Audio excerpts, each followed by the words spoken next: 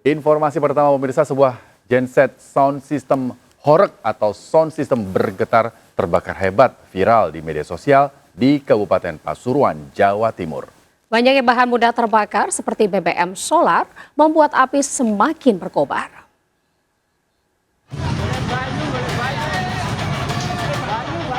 Warga di lokasi genset sound horeg yang terbakar ini panik. Mereka berusaha dengan alat seadanya memadamkan api yang terus berkobar hingga asapnya mengepul tebal.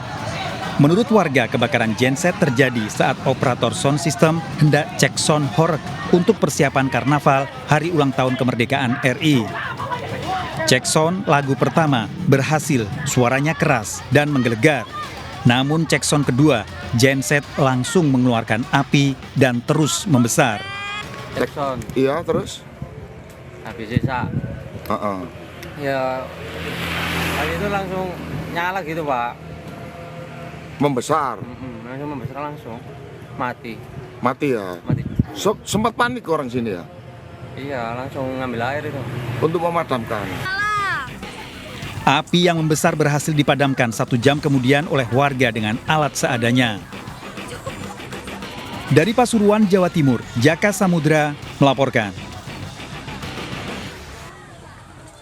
Kehadiran sound horeg selain sebagai hiburan memberi dampak buruk bagi permukiman warga yang dilewati.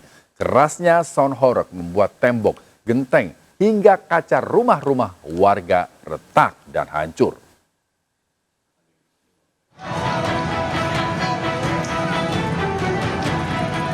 Sebuah genset sound system horeg atau sound system bergetar terbakar hebat viral di media sosial di Kabupaten Pasuruan, Jawa Timur. Banyaknya bahan yang mudah terbakar, BBM solar, membuat api semakin berkobar. Kehadiran sound horeg selain sebagai hiburan juga memberi efek atau dampak buruk bagi permukiman warga yang dilewati.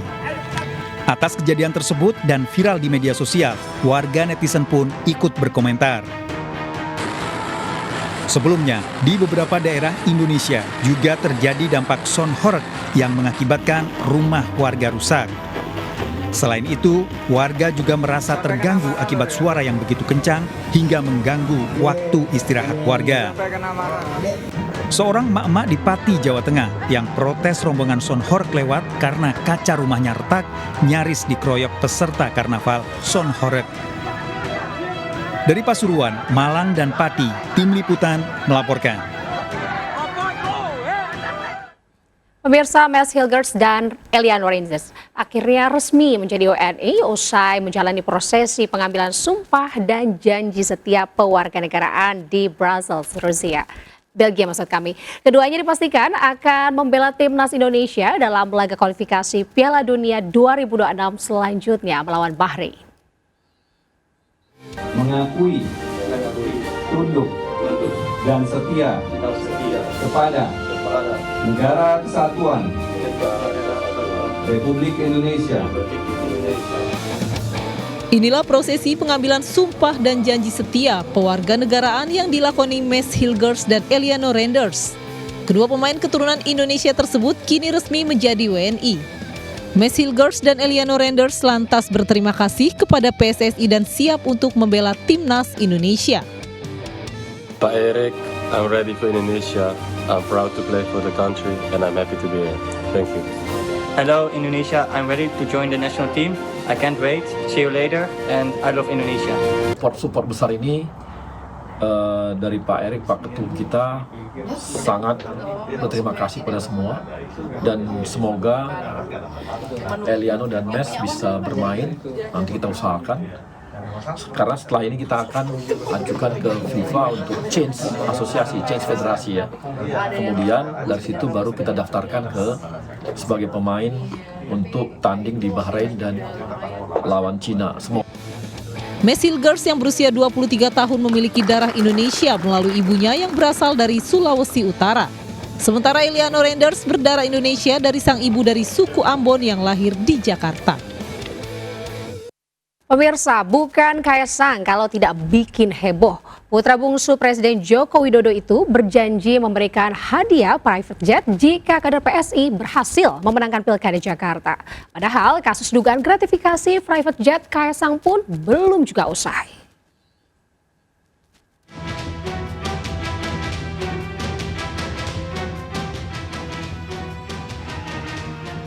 hadiahnya sangat menarik, sangat mahal. Ini padahal tadi saya udah bilang hadiahnya mahal, hadiahnya mewah, mintanya sepeda, mintanya. Padahal saya tadi mau kasih private jet. Lagi-lagi Kaisang Pangarep membuat pernyataan kontroversial. Ketua Umum PSI itu menjanjikan private jet jika kader-kadernya dapat memenangkan Pilkada Jakarta. Itu diungkapkan dalam acara Pokdarwil PSI di Kelapa Gading, Jakarta Utara. Namun ketika dikonfirmasi mengenai hadiah tersebut, Kaisang menolak berkomentar dan langsung berjalan pergi. Aksi bungkam dan tutup mulut kembali dilakukan Kaisang ketika ditanya awak media di Bandung Barat, Jawa Barat. Usai belusukan di pasar Panorama Limbang, Kaisang tak juga menjawab soal hadiah private jet tersebut. Kaisang hanya menjawab belusukan ke pasar untuk membeli peralatan persiapan lahiran. Ini kan sosialisasi untuk memperkenalkan Pak Edi dan Pak Unjang, sekalian saya beli peralatan untuk persiapan lahiran istri saya.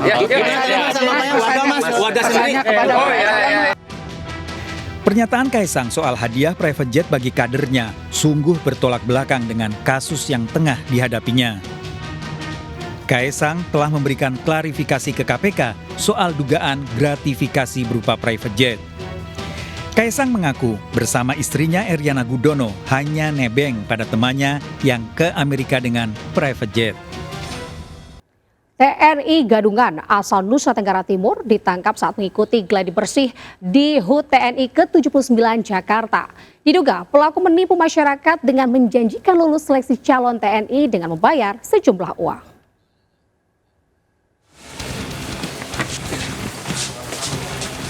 Jeffrey Gakoro, 23 tahun, warga Timur Tengah Utara ditangkap anggota POM Angkatan Laut lantaran nekat menyamar menjadi anggota TNI berpangkat letda. Pelaku bahkan nekat mengikuti gladi resik upacara HUT TNI ke-79 di Monas, Jakarta. Namun kehadiran pelaku di Monas sempat mengundang kecurigaan petugas. Anggota POM AL bersama Intel langsung menginterogasi pelaku di Mako Polisi Militer Angkatan Laut Kupang, NTT. Petugas juga mengamankan sejumlah barang bukti berupa seragam, papan nama, dan atribut TNI lainnya yang dibeli pelaku di Pasar Turi, Surabaya.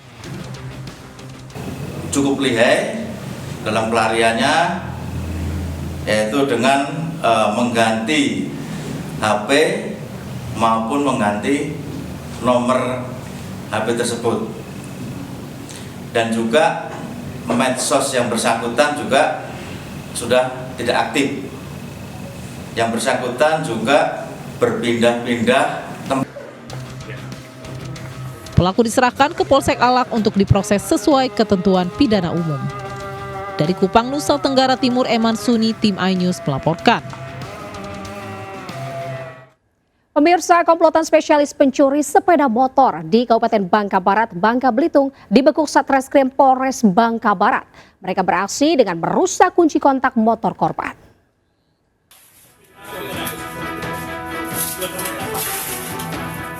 Komplotan spesialis pencurian sepeda motor di Kecamatan Mentok, Bangka Barat ini tak berkutik saat diringkus tim Satreskrim Polres Bangka Barat. Peran kelima pelaku diantaranya 2 orang pelaku pencurian dan 3 orang lainnya sebagai penadah barang curian. Pelaku beraksi dengan merusak kunci kontak motor korban. Adapun satu masih ada, sebenarnya ada satu lagi ya BB, cuman kita masih dalam tahap pengejaran rekan-rekan. Yang mana 2 tersangka tersebut juga yang bertanggung jawab atas tindakannya. 2 tersangka ini ada 5 orang? Ada 5 orang, 2 tersangka curanmor, 3 tersangka 480 ya. Yang mana sesuai dengan pasal 480 barang siapa menjual dan membeli patut diduga barang tersebut merupakan hasil dari. Aksi pencurian sendiri dilakukan pada awal bulan Agustus 2024 di acara Festival Desa Belo Laut, Kecamatan Mentok, Bangka Barat. Dari Bangka Barat, Bangka Belitung, Oma Kisma iNews melaporkan. Ya pemirsa dan juga Rizky, nih Anda yang ingin tampil cantik dengan kosmetik boleh-boleh saja. Namun Anda harus waspada karena ternyata banyak sekali produk kosmetik ilegal yang beredar di pasaran. Ya, sejak Juni hingga September ini pemirsa beredar ratusan jenis kosmetik ilegal senilai 11,4 miliar rupiah di pasaran. Dan produk kosmetik ini beredar di Jawa, Sumatera, Kalimantan, dan Sulawesi.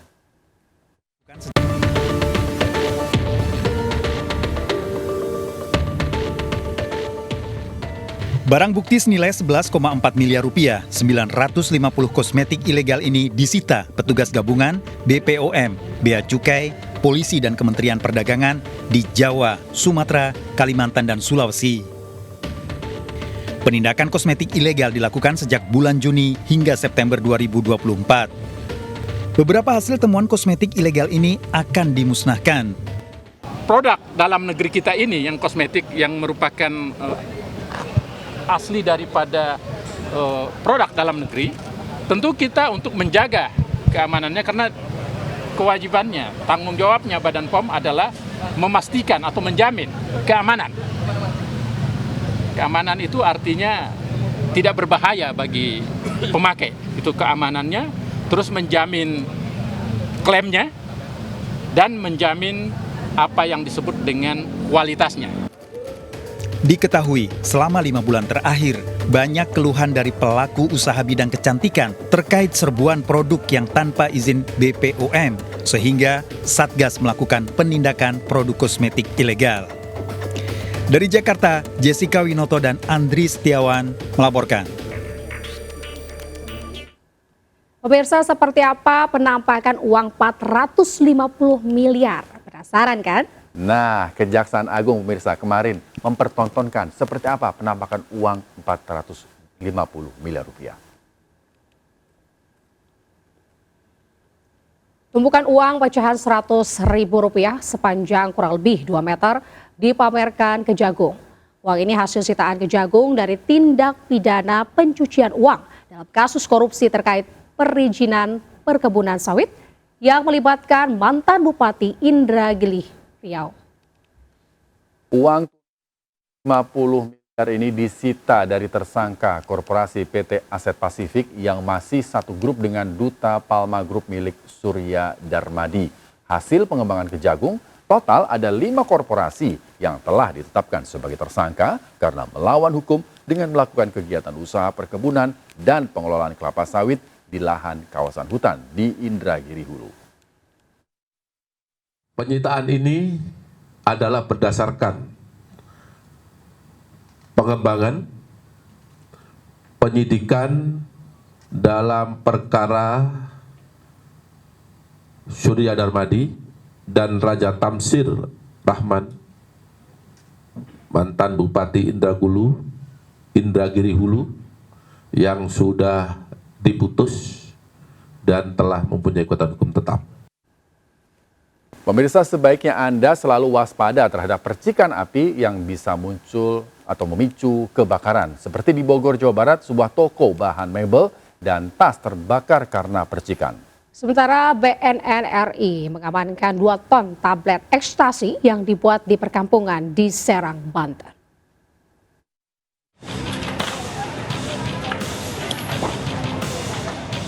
Kebakaran terjadi di Jalan Raya Warung Borong, Ciampea, Kabupaten Bogor. Api cepat merambat pada bagian berisi material yang mudah terbakar. Toko menjual bahan untuk mebel dan tas sehingga api cepat merambat dan nyaris mengenai permukiman warga di belakang toko. Sementara pemilik toko dibantu warga sekitar mengeluarkan barang yang masih dapat diselamatkan. Dugaan sementara api berasal dari bahan material kawat las yang jatuh mengenai busa, lem, dan tali. Menghindari api merambat ke permukiman warga, 9 unit mobil pemadam kebakaran dikerahkan untuk menjinakkan api. Bidang Profesi dan Pengamanan Polda Metro Jaya memeriksa 11 anggota polisi yang bertugas mengamankan acara diskusi kebangsaan di Hotel Grand Kemang, Jakarta Selatan. Kasus penyerangan dan pembubaran secara paksa acara diskusi kebangsaan yang digelar di Hotel Grand Kemang, Jakarta Selatan berbuntut panjang. Hingga saat ini, tim gabungan Ditreskrimum Polda Metro Jaya dan Polres Metro Jakarta Selatan telah menetapkan 2 tersangka yang berperan sebagai koordinator lapangan dan pelaku menyelinap masuk ke ruangan acara hingga melakukan pengrusakan properti hotel.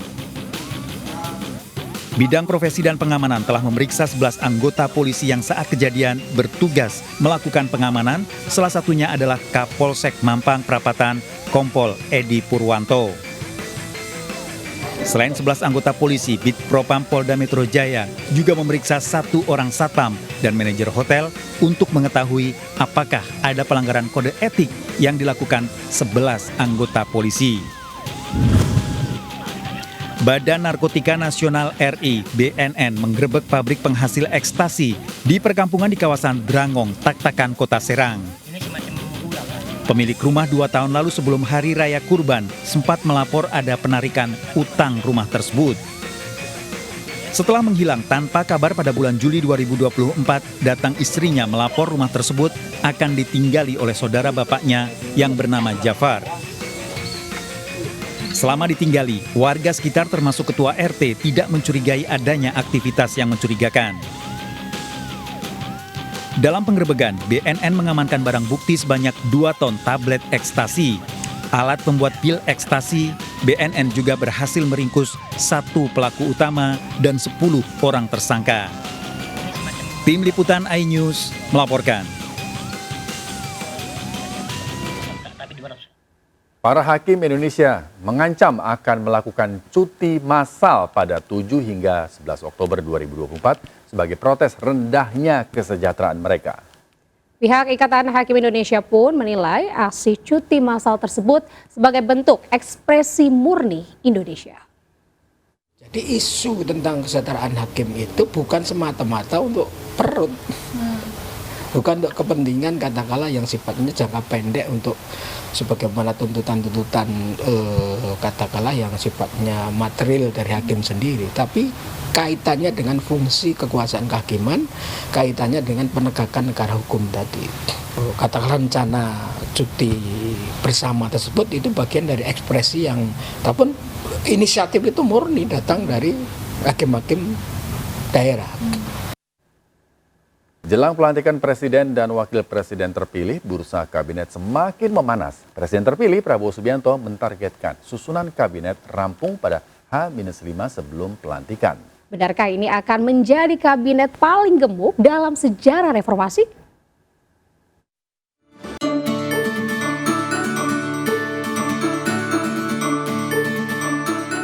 Pelantikan Presiden dan Wakil Presiden terpilih sudah di depan mata. Prabowo Subianto dan Gibran Rakabuming Raka akan dilantik Minggu 20 Oktober. Susunan kabinet dipastikan rampung H-5 atau pada 15 Oktober. Masih kemudian ada yang masuk, ada yang ditarik, nah sehingga mungkin fix final kabinet itu masih mungkin agak lama ya. Tetapi tentunya Presiden terpilih punya target, kemungkinan H-5 sudah selesai, demikian. Sufmi Dasko menyatakan nomenklatur kabinet masih fluktuatif dan dinamis. Nama-nama dari parpol proporsinya dipastikan tidak lebih besar daripada profesional. Namun telah beredar bocoran sejumlah nama menteri di kabinet Prabowo. Di antaranya 4 jabatan menteri yang bakal disandang sosok lulusan SMA Taruna Nusantara Magelang.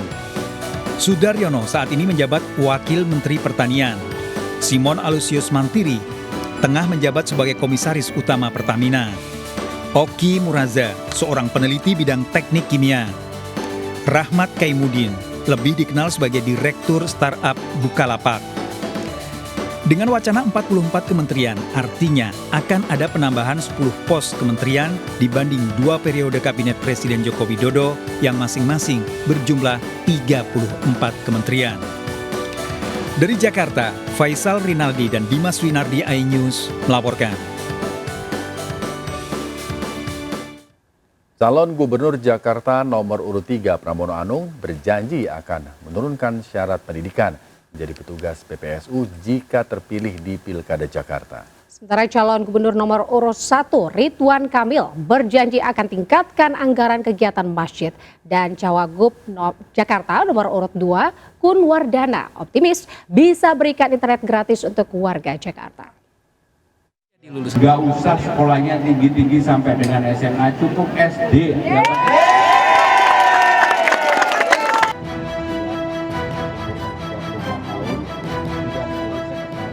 Warga Cideng, Kecamatan Gambir, Jakarta Pusat bersorak saat Cagup DKI nomor urut 3 Pramono Anung berjanji turunkan syarat jadi petugas PPSU, yakni dari sebelumnya lulusan SMA menjadi lulusan SD.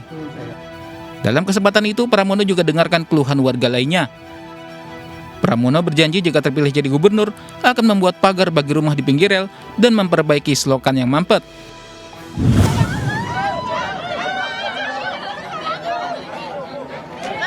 Warga Kelurahan Papanggo, Tanjung Priok, Jakarta Utara juga antusias menyebut kedatangan calon gubernur Jakarta nomor urut 1 Ridwan Kamil. Sejumlah warga nampak ingin berfoto bersama RK. Kedatangan RK untuk bersilaturahmi ke tokoh Dewan Masjid Indonesia. Ridwan Kamil menyerap aspirasi terkait program umroh dan haji untuk marbot dan pengurus DKM, serta anggaran-anggaran untuk kegiatan masjid yang nantinya akan ditingkatkan jika terpilih di Pilkada Jakarta. Sementara itu, calon wakil gubernur Jakarta nomor urut 2, Kun Wardana, bertemu Asosiasi Penyelenggara Jasa Internet Indonesia guna membahas internet gratis untuk warga Jakarta. Kun memastikan program internet gratis 100 Mbps untuk warga Jakarta sangat bisa dilakukan untuk meningkatkan kualitas pendidikan. Terlebih, 80% instalasi internet sudah terpasang di depan rumah warga. Dari Jakarta, Tim Liputan melaporkan. Pemirsa, anggota DPR RI masa jabatan 2019-2024 telah menggelar sidang paripurna terakhir kemarin. Sidang paripurna terakhir juga diisi dengan penyerahan tanda penghargaan secara simbolis kepada perwakilan fraksi-fraksi di DPR RI. DPR RI menggelar sidang paripurna terakhir menutup masa jabatan 2019-2024. Ketua DPR RI Puan Maharani memimpin sidang paripurna terakhir di Gedung Nusantara II, Senayan. Sidang paripurna terakhir diawali dengan pengesahan sejumlah rancangan undang-undang menjadi undang-undang. Kemudian dilanjutkan pembacaan hasil pembahasan panitia angket dan tim pengawas, dan ditutup dengan pidato penutupan masa sidang DPR oleh Puan Maharani. Perkenankan kami menanyakan kepada sidang Dewan yang terhormat, apakah laporan akhir anggota DPR RI masa keanggotaan dalam sidang paripurna, Ketua DPR RI Puan Maharani juga menyematkan tanda penghargaan kepada para anggota DPR. Tanda penghargaan diberikan kepada perwakilan fraksi-fraksi di DPR, PDIP, Golkar, Gerindra, PKB, Nasdem, PAN, PKS, Demokrat, dan P3. Tanda penghargaan berupa PIN sempat menuai kontroversi. Pemberian PIN penghargaan digodok Balik DPR dan disahkan dalam rapat paripurna DPR beberapa waktu lalu. Sidang paripurna sekaligus menutup masa kerja anggota DPR RI periode 2019-2024.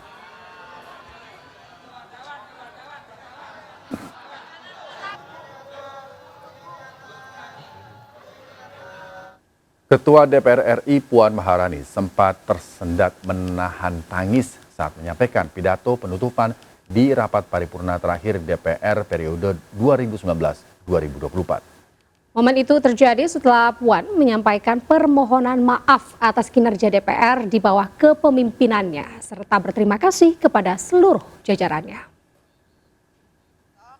tanggal 1 Oktober 2024. Para calon anggota DPR RI, hasil pemilu tahun 2024 akan mengucapkan sumpah janji di hadapan sidang paripurna Dewan.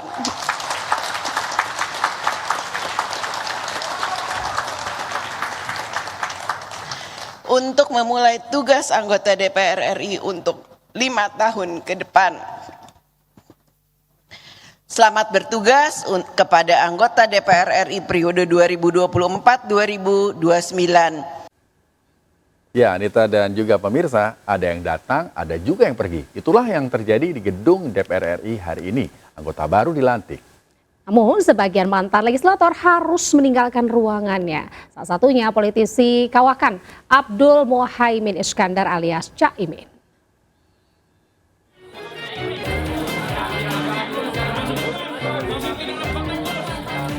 Senin 30 September, jadi hari terakhir Abdul Muhaimin Iskandar berkantor di Senayan. Barang-barangnya pun dikemas rapi dari kantornya lantai 4 Gedung Nusantara 3. Cak Imin resmi mengakhiri masa bakti sebagai legislator DPR RI. Bukan waktu yang singkat, sudah 20 tahun Cak Imin duduk sebagai legislator di Senayan. Akhiri pengabdian 20 tahun di DPR RI, menurut saya, setidaknya menurut saya hari ini sudah cukup lah 20 tahun pengalaman mengabdi melalui legislatif. Saya juga pernah mengalami pengabdian di eksekutif sebagai Menteri Tenaga Kerja dan Transmigrasi selama 5 tahun. Jadi pengabdian saya terasa sangat panjang dan cukup banyak. Berbeda dengan legislator satu ini, meski kembali terpilih, Arteria Dahlan memutuskan mundur dari jabatan anggota DPR RI periode 2024-2029. Kursinya diserahkan pada Hendra Rahtomo atau Romi Soekarno, cucu Bung Karno, anak dari Rahmawati Soekarno Putri. Arteria Dahlan telah duduk di parlemen selama 2 periode. Di hari terakhirnya, Arteria mengaku sudah berpamitan pada rekan-rekannya. Juga ingin juga membanggakan almarhum, asal Mbak tahu loh, saya teken itu di saat tanggal 27 September. 27 September itu adalah hari lahirnya Bu Rahma. Makanya saya katakan, Mas Romi, saya sangat hormat dengan keluarga besar Bung Karno, saya hormat sama Mas Romi. Semoga ini menjadi kado bagi Bu Rahma. Anggota DPR, DPD, dan MPR RI periode 2024-2029 dilantik hari ini. 580 anggota Dewan Perwakilan Rakyat dan 152 anggota Dewan Perwakilan Daerah masa jabatan 2024-2029 akan mengambil sumpah atau janji. Sidang paripurna dimulai pukul 9.20 nanti. Sementara upacara pengucapan sumpah atau janji dilakukan pukul 10, dimulai dengan menyanyikan lagu kebangsaan Indonesia Raya. Dari Jakarta, Abdul Aziz Hadista Arifa, Seto Pratomo iNews melaporkan. Dan hari ini pemirsa, 580 calon anggota DPR RI akan dilantik di Gedung Nusantara MPR DPR RI Senayan, Jakarta. Para calon legislatif akan mengucap janji di hadapan sidang paripurna Dewan untuk masa bakti 2024 hingga 2029. Dan berikut laporan Indra Setiabudi dan juru kamera Nadifah. 2019 hingga periode 2024, di mana dari hasil rapat paripurna ini menghasilkan sejumlah kebijakan. Salah satunya Puan Maharani selaku Ketua DPR RI mengesahkan 79 RUU Kabupaten Kota menjadi undang-undang dan 5 RUU menjadi undang-undang terkait kerjasama pertahanan dengan negara asing. Di mana DPR juga melakukan kegiatan gladi resik terkait persiapan jelang pelantikan anggota DPR maupun MPR DPD RI dinyatakan sudah siap sebesar 95%, yang mana pada hari ini sudah rampung ataupun diselesaikan sebanyak 100%. Dan sejauh ini dapat kami informasikan juga bahwasannya nantinya pengamanan ini Polda Metro Jaya akan melibatkan sebanyak 5.614 personil gabungan dari Polda Metro Jaya sendiri, TNI, Pemda, guna untuk kelancaran ataupun keamanan dari proses pelantikan yang terjadi pada 1 Oktober 2024. Dan dapat kami informasikan juga terkait pelantikan ini dimulai sejak pada pukul 9:20 waktu Indonesia Barat dan akan berakhir pada pukul 11:40 waktu Indonesia Barat. Dan nantinya sebanyak 580 anggota DPR RI akan dilantik, dan kami informasikan juga nantinya para anggota yang dilantik ini akan disambut dengan marching band, dan juga di sini juga dekorasi juga sudah terpasang di area gedung DPR Senayan ini yang bertemakan dengan merah putih. Dan dapat kami informasikan juga terkait pelantikan esok hari akan dihadiri langsung oleh Presiden Republik Indonesia yakni Joko Widodo beserta Wakil Presiden Ma'ruf Amin. Dari Jakarta, Indra Setiabudi, Nadifa, iNews melaporkan. Ya, kalau Anita harapannya untuk wakil rakyat yang akan menjabat periode terbaru apa nih? Tentunya harus amanah, Rizky. Nah, jadi jangan hanya sekedar tebar janji-janji manis saja nih. Itu ya, itu yang penting. Dan pagi ini pemirsa, anggota DPR RI periode 2024-2029 akan dilantik di Senayan, Jakarta. Banyak harapan dari masyarakat agar para wakil rakyat yang telah dipilihnya tidak hanya mengumbar janji saat kampanye, tapi merealisasikannya untuk kesejahteraan rakyat.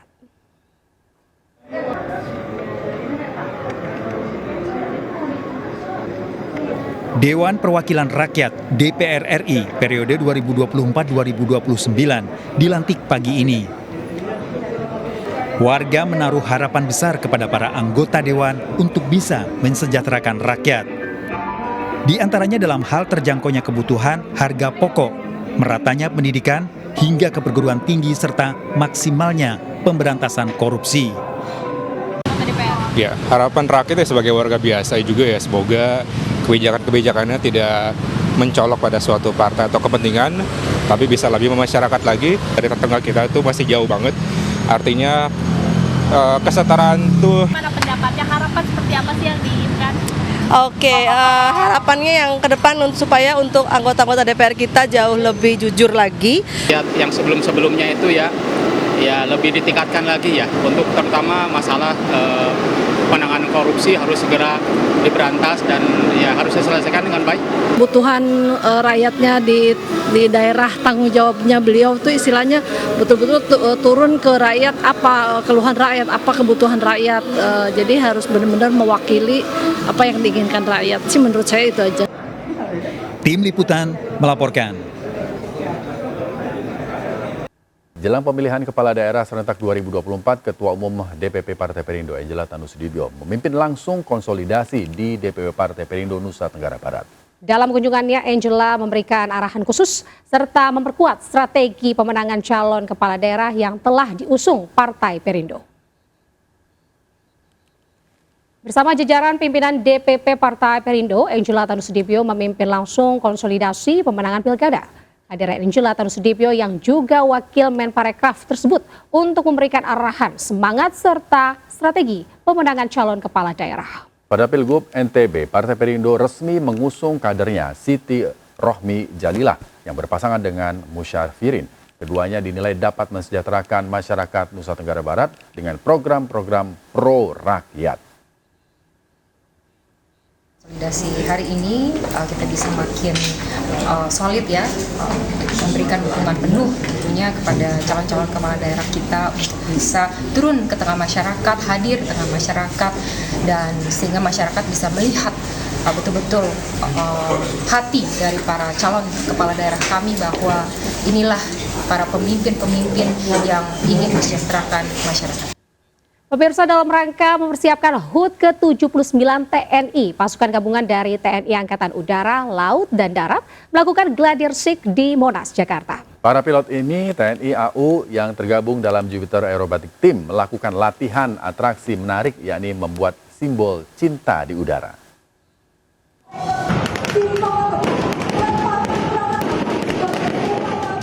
Simulasi perang kota mewarnai gladiresik jelang peringatan HUT ke-79 TNI yang digelar di Monas, Jakarta Pusat.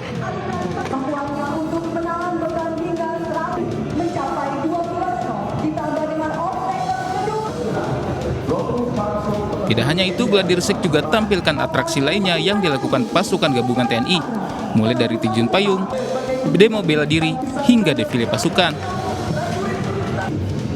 Para pilot TNI Angkatan Udara yang tergabung dalam Jupiter Aerobatic Team membuat atraksi menarik, yakni atraksi simbol cinta di udara. 6 pesawat bermanuver di udara membentuk simbol cinta sebagai makna cinta kepada seluruh masyarakat Indonesia.